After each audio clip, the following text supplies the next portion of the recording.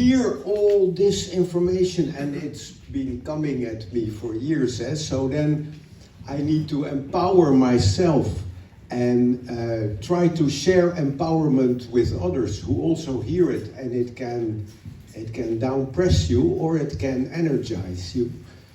And one of the things we discovered, we have nuclear bombs at Volkel Air Base and also at Büchel Air Base in Germany. It's quite close to Amsterdam, to where I live.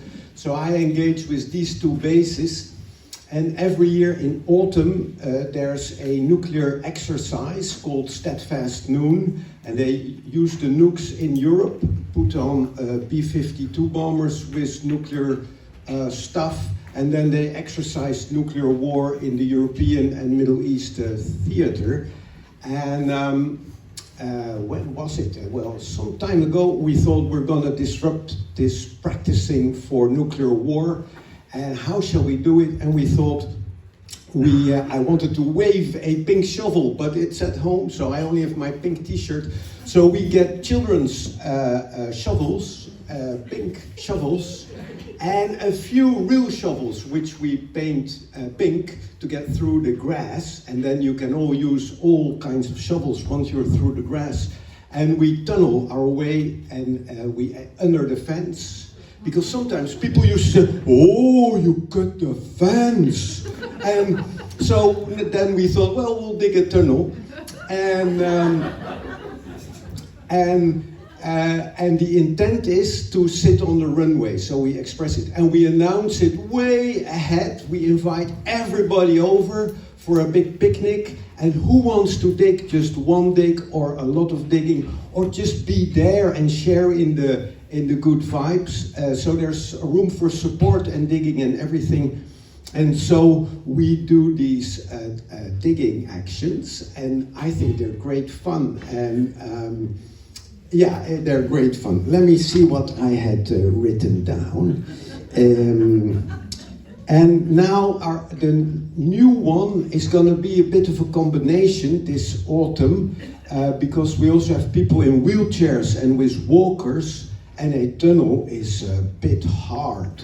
So now we'll make an opening between two poles, and we'll put rainbow cloth and everything around it, and it will be a free entrance for all concerned citizens to sit on the runway and block criminal preparations for nuclear war.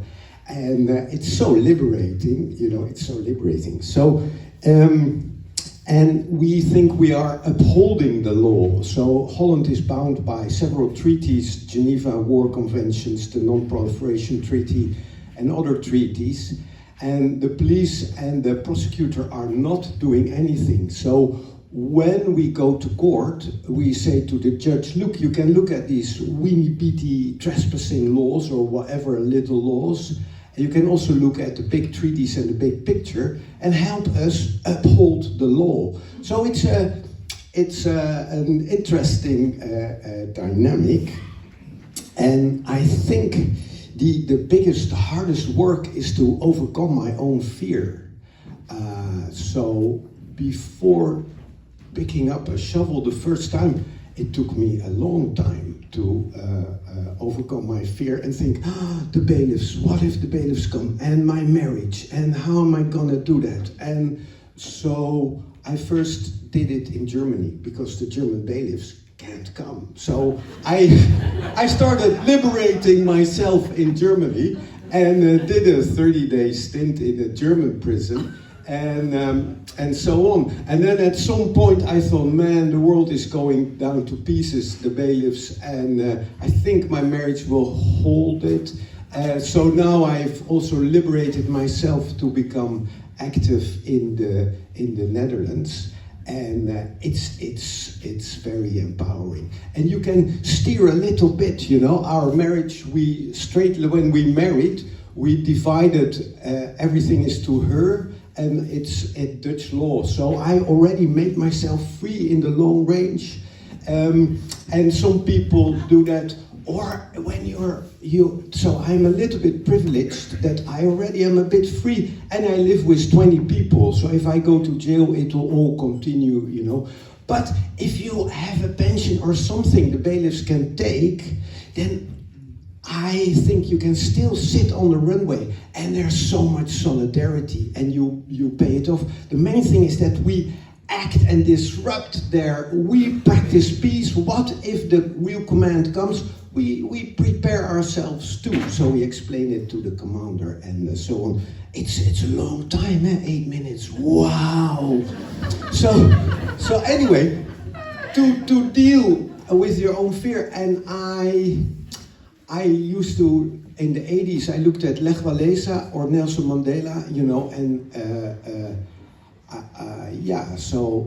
and now I really like Sophie Scholl, and we have midday prayer. It's a Catholic worker, Christian anarchist community, and at the midday prayer, there's one sentence, Passion of Christ strengthen me, and then the rest is peanuts.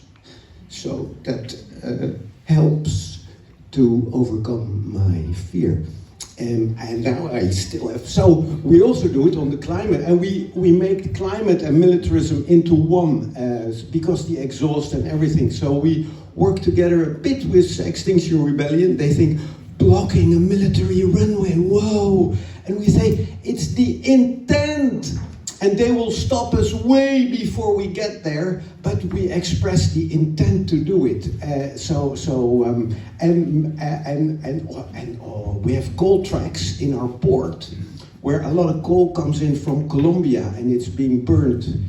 And then the tracks are on these things, wooden things, and there's stones, a lot of little stones under where the tracks are, and it's only coal trains.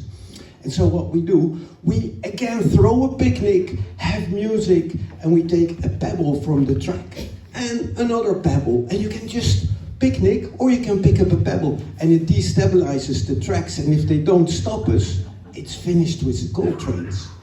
And so we do sabotaging infrastructure, and it's a dance, but the first time I was so scared, because sabotaging infrastructure is yet another step compared to digging a tunnel under a military fence. So it's dancing with your own fear and with the powers that be, and it's a great dance.